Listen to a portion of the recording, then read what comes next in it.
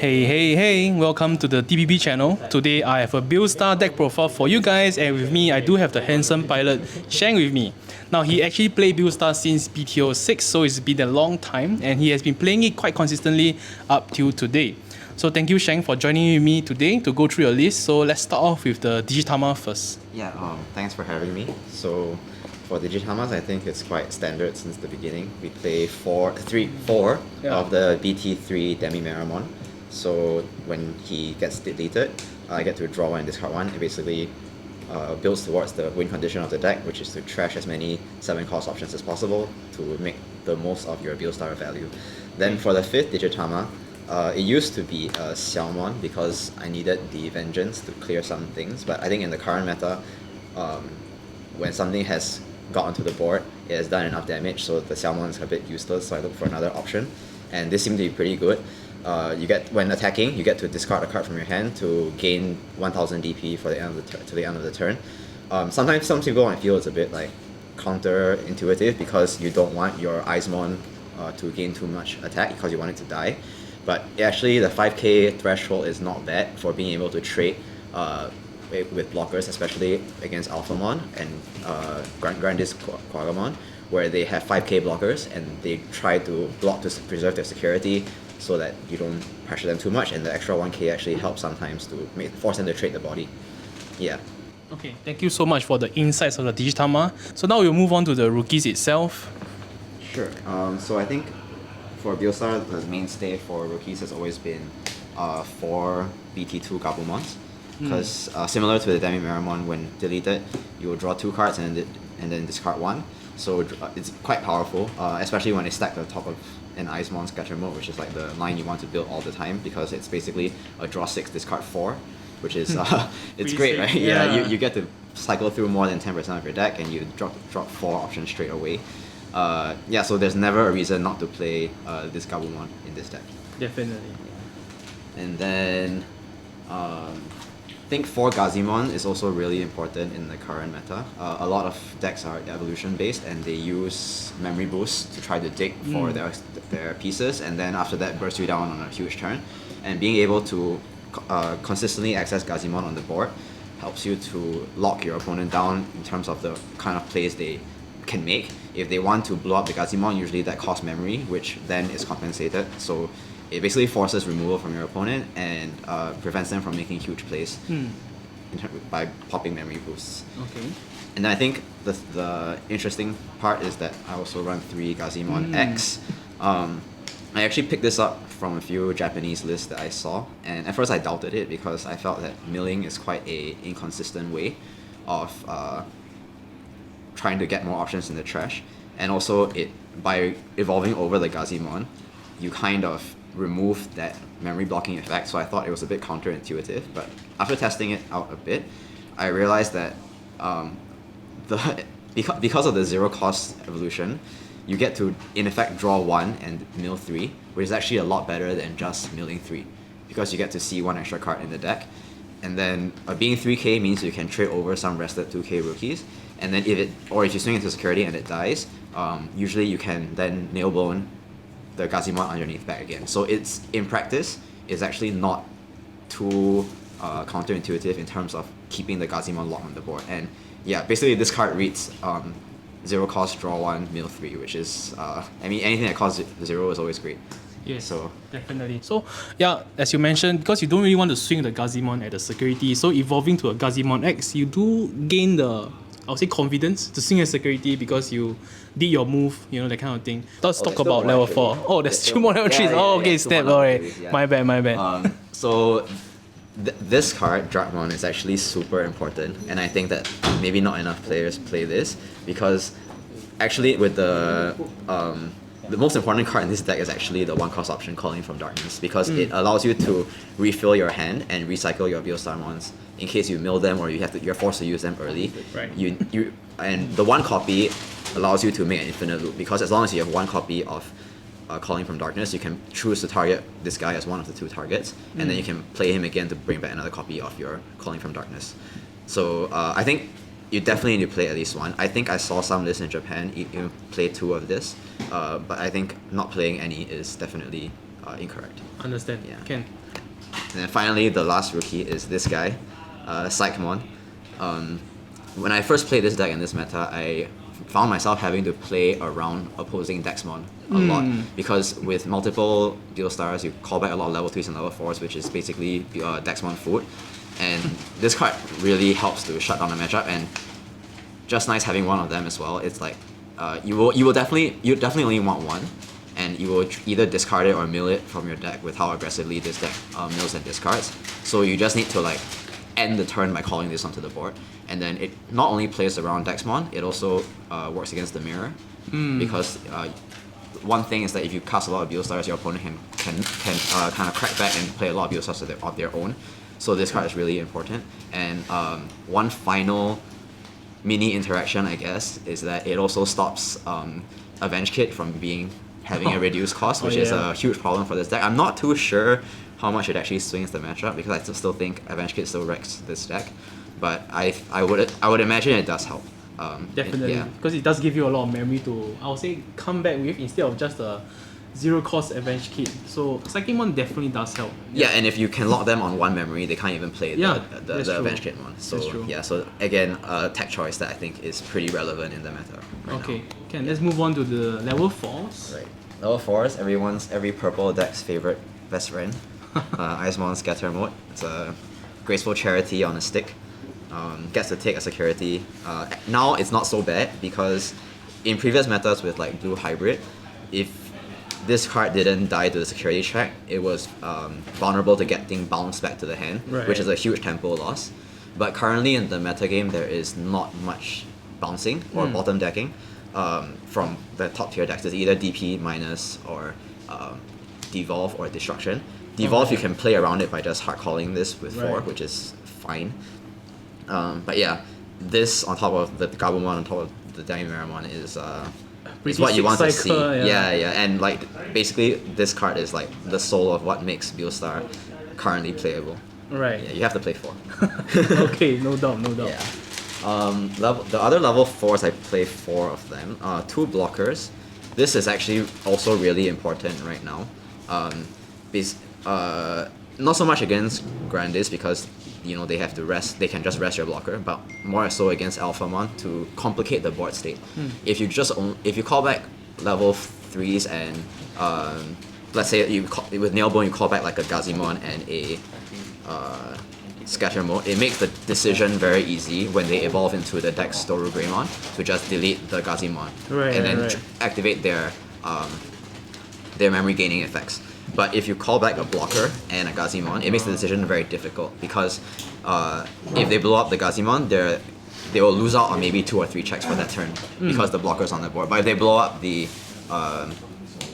blocker, then they will pass turn by evolving into Koryuken. So it just complicates the board state and makes the decision more difficult. Yeah. So you need to play 2 copies. I think 2 is okay, just because you're already playing 4 scatter modes. So yeah, you don't want to play too many, because there are other level 4s you want to play as well. Sorry, before we move on to the other level 4 blocker, I want to ask, because there are some people who actually consider playing the 5k blockers, right? So do you think that the 5k blocker is actually viable? Because it's just 1 cost level, so it sometimes do make a difference. It does. But how often do you think that the 6k DP matters more?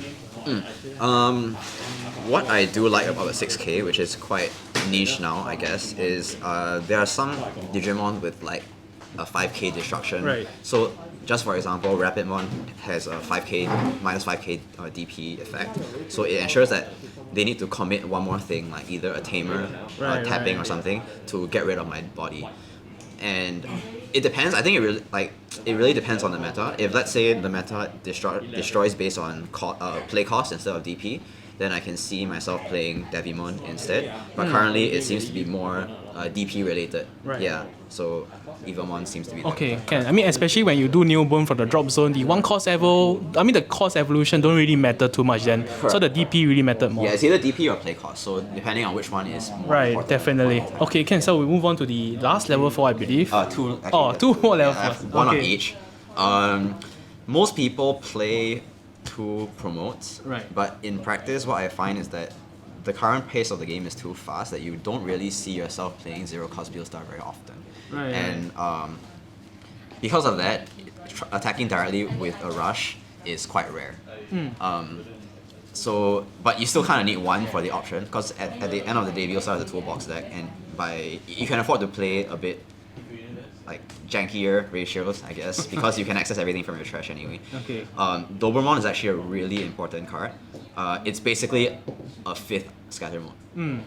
It does the exact same thing, and it can even target, like let's say you have multiple copies, or you have your Dexmon or your Beelstar trash very early on in the game, and you haven't drawn into a second copy.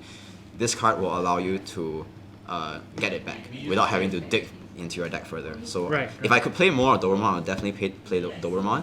But unfortunately, like having to play at least 2 blockers, and one of this means I only have space for 1. Definitely. Yeah. Can understand. Also, it's Blink, so I like to. It's always nice, huh? Level 5? Is that level 5? Currently, no. Okay, no yeah, level currently 5. no. But Right. there are some cases where I would play level 5s. Right. Either Rebellion or the BT6 Skull Greymon. Right. Depending on the meta. Because sometimes the vengeance is the non-option based removal is important in metas where maybe like people are playing Shivamon in locals, and I don't want to auto lose to them. But for now, no level 5s. Alright, understand. Okay, with that, let's move on to the rest of the deck, which I believe is the Beelstar herself. Yes, of course, the namesake of the deck. You will need to play 4 Beelstars. No reason not to play 4. And yeah, basically, this card design is super interesting to me. Like the moment I saw the effect of this card in BT6, it was something that drew my attention, because you can access anything in your trash. So I feel it's a card that can last very long, because you can always try to build it to counter the existing meta. There's always a way to build it, even though it may not be the best deck. There's always a way to build it in a way that can answer 1 or 2 main meta threats. Yeah. I'll just leave her here. Yeah, definitely. And then 2 copies of Dexmon. Right.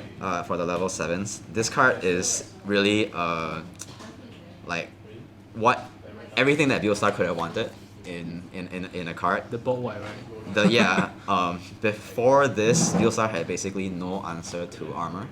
Oh yeah. Yeah, because of the armor purge mechanic. It's just so like whenever I see my opponent like flip a blue Digitama, I'm just hoping it's not armor. Right. So at least now there is At least answer. a way to out it, because like they play a lot of Tamers as well, and obviously there's ways to play around this card, but at least it can remove the armor cleanly. Yeah. And also it's half purple, so it can be pulled back from the Calling trash from Darkness. or Doberman. Oh, So man. like Quite sick, like the basically. fact that it's not a white level 7 is also really helpful.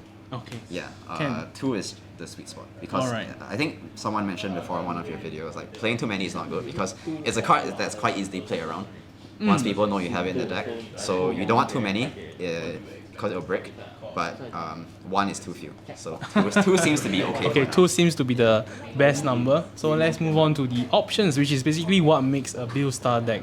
So the Yes. ratios really matter. So you mind explaining each as we go on, yeah. Yeah, okay. 4 fly bullets. For now, it's still a good enough option to play 4 at, even though it cannot destroy Oryuken, because it's level 7. But at the point where they evolve into level 5 anyway, when Doru Greymon, when they slot in Digimon and prevent destruction, the fly bullet is already useless. Right. But it's still removal where you can target 1 Digimon and just get rid of it. So, I mean, for now it's still good enough to play 4 of. Okay. Yeah. The 3 Nail Bone, 3 seems to be okay. 4, I've tried 4 before, it's also okay. 2 is too few. This is basically how you set up lethal. Yeah. Beelstar now is a very aggressive deck. You want to take 2 or 3 securities in the first few turns, and then be able to get your Beelstar down to maybe like 7 to 5 cost, and immediately start aggressively casting Nailbone to bring back Gazimon and a level 4. And your opponent's kind of forced to deal with the board if not they're dead. So this is a really important one, and one you need to see in your trash as early as possible. Definitely. Especially if you want the Gazimons and the blocker, like what you mentioned. So yeah, you definitely want to see more copies of the Nailbone. So I think this one is the new addition to the BT9 meta. 4 copies of Circuitous Breath. It used to be a really terrible card because you would add your opponent's win condition back to their hand, and then they could use it again on a new line. So it was a really bad card. Doesn't feel too good then. Yeah, but currently I think it's well placed. It's in here mainly against Grand Quagamon and Alphamon, right? The two most popular decks in the meta right now. So this card just deals with Alphamon Uruken, and because Alphamon Uruken requires a very specific line, if you're able to trash all you're importantly trash like the stuff that they didn't bottom deck. Right. Building back to that line again is very difficult for them, and of course bouncing bypasses the Greymon protection effect. So really necessary. Can I check, right? I suppose you do run the blue Tamer, right? Yes, those will come later. Okay, yeah, definitely, because I do see some Japan lists, I would say, they actually play the blue options and they don't actually play any Tamer. So people are wondering how do they cast them. So my conclusion to that is just pray that they are in your security and that's about it. Yeah. Actually, I think there are very few times when you actually want to play the Torpedo's Breath from your trash, because chances are if the Uruken mode has come out and hit you, almost did lah. Yeah, even removing it will not deal with the problem. So I can see why. I do have ways to trigger this, which I will share in a bit. Right. Because I felt that it's still necessary sometimes, especially like if you don't have, or like let's say like you want to deal with an armor as well, things that don't get destroyed, or even in the mirror to bounce like scatter modes back to the opponent's hand. It's definitely understand. Yeah. Last three, one of each, just like tech cards. Most people like maybe just run 3 of this, which is fine as well. Right. So I mean it's a board wipe in a way, and it's a way to remove level 7s if that's the only thing left on your opponent's board. So it's a really good option. It always guarantees that you destroy at least one thing. Okay. But in my practices, whenever I dropped Gibraltar, which most people don't play anymore, I seem to get punished for it. Yeah. So I like 7 costs below Digimons on the field, then you just feel with like different DPs, and then you guys want to deal with them all at one go, and then you can't. So it feels a bit bad. So I just keep one. I haven't felt punished by it yet. I think the worst feeling for this card is when it gets checked in security, because it does absolutely nothing. Yeah. But so far it hasn't. With all the games I played, it hasn't felt bad enough for me to take it out again. Okay. And then the last one is Howling Crusher or Nail Crusher. So this one, when triggered, it removes all sources from all opponent Digimon. And this is basically the one out against Wargreymon X. Yeah. Because of the inherent protection effects against everything that you've seen so far. So this is just a one-off. Yeah. Wargreymon is not too popular, but it's still something that can actually kill your deck if you're not prepared for it. Yeah, it's also another way to out armor, because you can remove all their sources below, and there's no armor push. Yeah. So it's another thing. Another way it's useful. Again, I only run one of it, so I haven't seen it happen before. But if it removes the Grand Quagamon from the bottom of Grandis, or it removes the Orumon from underneath Oryuken, the Digimon cannot restand. So you kind of save yourself a few extra security checks. Right. So it's actually a pretty scary in the security as well. So people need to actually respect that card. Not always, but definitely need to know that Beelstar has this kind of ammo there, you know. Yeah, and in Japan I see people playing more copies. Just that I only have one AA. Okay. So if you have AAs and want to sell them, let me know. Alright. Yeah, that's it for the options. So in total there's 14 options. 14 7-cost options. Yeah, which I think is a pretty good number. Yeah, definitely. You make your Beelstar reliably cost 0, so that's nice. And you always have options to discard from your hand. Okay, yeah, that's one thing. Remaining options, again, this guy is really important. He lets you cycle back the Digimon you need. Like let's say you're missing level 3, so you need to get another scatter mode back into your hand, or you need to bring back Beelstar. Really important card. 3 is a good number again. 2 is too few. 4 is a bit cloggy. Yeah. So that's it. I have a 1-off Deathclaw. This is mainly for the mirror, to get rid of my opponent's Psychmon, so that I can do my own things. Your own Beelstar. Yeah, that's basically what this card is in for. And it's 1 cost as well, so if I need to bring it back, once again, Drakmon is able to pull him back for me. So there's some inherent synergy there. Okay. 2 missed memory boosts. Again, milling is good, as I found out. And it can always set up for a big memory play later on in the game. Right. Yeah, I will play more, but no space. As you can see, there's only 3 cards left in the deck. This deck definitely has a lot of space issues. Space issues, yeah. And the 3 cards left, there's 1 copy of the Tamer, which I guess you would expect. It's a good it resets you to 3. If you're able to get down a Beelstarmon early with your or a Dexmon early with your hand at a very low quantity, you can tap this card to draw another card. Because as long as you have 7 or fewer cards, you can tap it to draw one. Okay. So that's quite nice. But in practice, I used to play 3 of these, but in practice I found it's quite clunky. Yeah, it's pretty much Yeah. useless after the first one. Yeah, and I want to constantly pressure my opponent's security. Right. Instead of spending 4 memory to play a Tamer. So actually, I tested out 2 Gabumon X.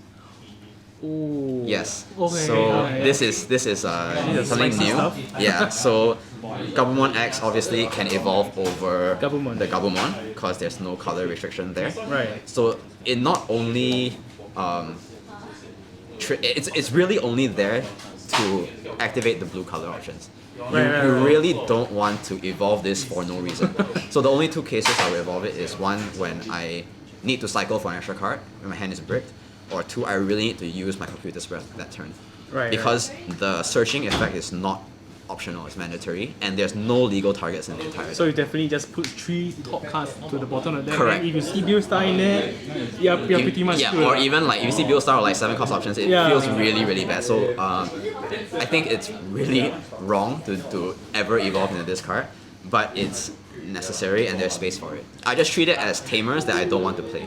Yeah. Okay, but and, it's in a Digimon form. yeah, and also like it's also again we mentioned earlier in the video that like 0 cost things are a bit broken. Yeah. And this is a 0 cost draw one in a pinch. And you So- do get the Gabumon ESS, so that's always nice. Correct, you know? correct. Yeah.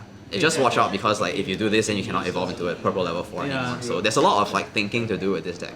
And you cannot just like autopilot. Which makes it very fun, Yes, in my it does. opinion. Okay, so I do have 3 burning questions for you.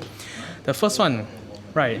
So Beelstar is your favorite, but however, it's definitely not the highest tier of deck. It's Yeah. not in the highest tier compared to like Alphamon and Grandis. So why do you think so? I think, as you see, like the ratios in this deck are very strange compared to other decks. Playing 14 7 cost options is definitely not ideal. That's like the number of rookies that you really want to see in a deck.